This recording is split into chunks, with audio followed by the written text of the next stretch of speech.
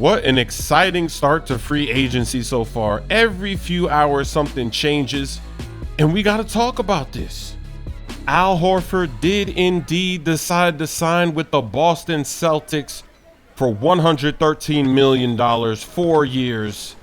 And the timing of the signing is incredibly cheese because it happened right around the time that they were meeting with Kevin Durant.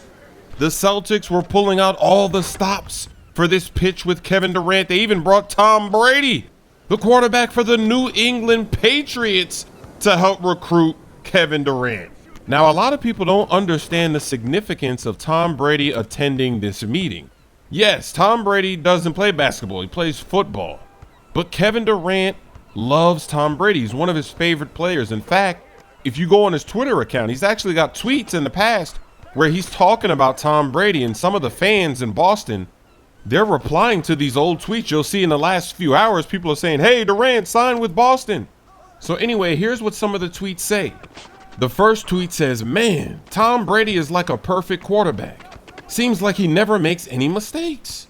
And then another one says, damn, Tom Brady is dissecting these boys. Now, to add more fuel to the fire, this is actually this year from an interview that Kevin Durant had. And they were asking him about Boston, and he says this. He says, I like the city a lot. It's cold, but they love sports here.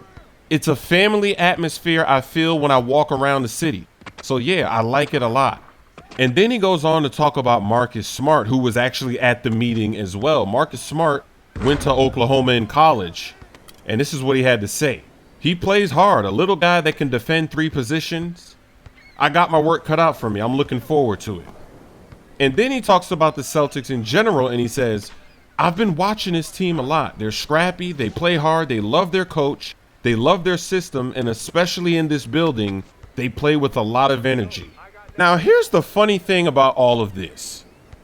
Every team in the league wants Kevin Durant on their team, yet he only granted 6 teams a meeting.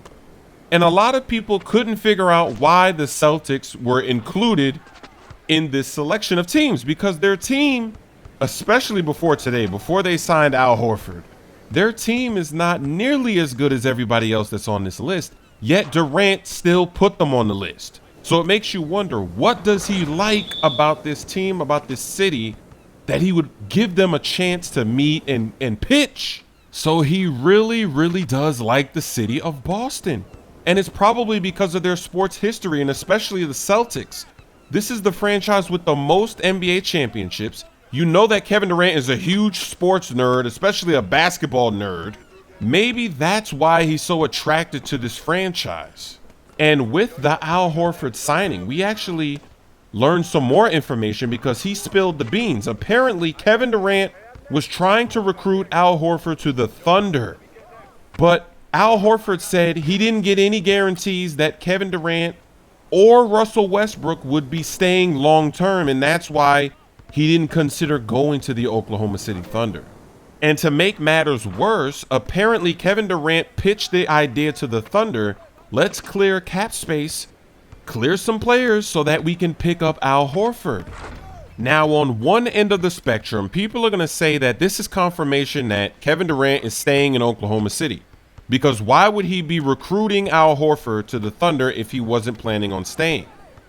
But at the same time, if he's recruiting Al Horford, that means that he's not satisfied with the bigs that he has. Even though we see guys like Steven Adams who played very well in the playoffs. We even see a guy like Cantor who's been doing pretty good.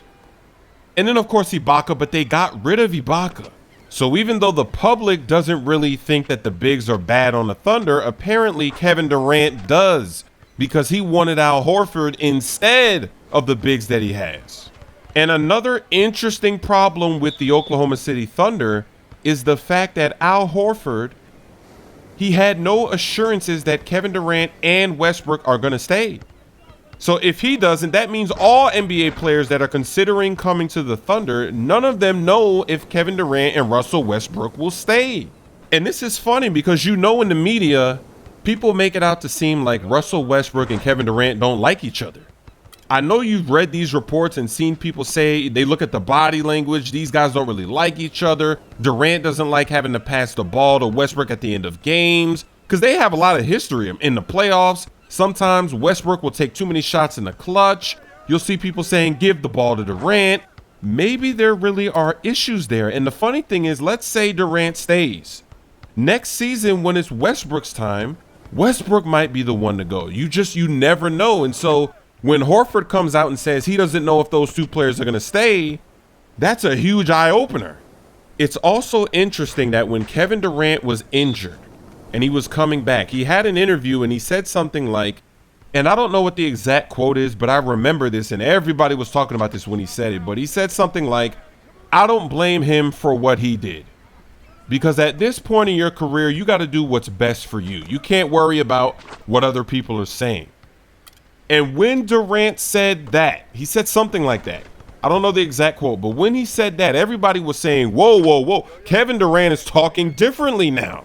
He's a little selfish here. We've never heard Durant talk in a selfish manner before. We've always heard him talk about he's just going to stay, blah, blah, blah. So this was a big issue for him. And then, of course, this year, Kevin Durant says that it's going to be a basketball decision.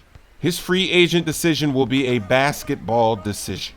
There's one quality that the Celtics have that separate them from the other teams that he's considering, and that's the fact that Kevin Durant will be the main player, the main scoring option. It'll be his team. He doesn't have to share the ball with anybody else. He can be in attack mode like when he plays for Team USA. He can play like that. He can have a role like that. And he can set NBA records, NBA scoring records. I don't know if that really matters to him or not, but he's only 27 years old and he's already been on a scoring tear, but his points are going down when he's got to share it with Russell Westbrook. If he's the main guy on the team and it's his team and he doesn't have to worry about other players like this, and it's the same if he goes to other teams, he could really make a run for that all-time scoring record. And the Celtics, if they did sign Durant, they wouldn't be done. They would still be making moves. This is the same organization that put together that beautiful big three with Ray Allen, Paul Pierce, and Kevin Garnett. They're going to make moves. This is a winning city. They want to win, and they're not going to stop with just Al Horford and Kevin Durant. Let me know what you think about all of this. And before I go, the Dallas Mavericks, they are offering the max contract to Harrison Barnes. So the Golden State Warriors are in a tough situation. Obviously, they're still going for Durant. And if they don't get Durant, are they going to match this $95 million contract that Harrison Barnes intends to sign with the Dallas Mavericks? Because remember, they're looking to make upgrades. They need somebody to back up Bogut. Bogut has been very unreliable. He's been getting injured when it counts. There's been reports of them wanting to get guys like Gasol or Dirk. And then next season, Steph Curry is a free agent. So you know they got to offer Curry the max. So they're in a tough situation here with Harrison Barnes. So apparently the Miami Heat have offered Dwayne Wade $10 million a season. And Wade was so angry at this initial offer that he started reaching out to other teams in a serious manner. They are so deadlocked on negotiations, it's not looking good. Obviously, when you negotiate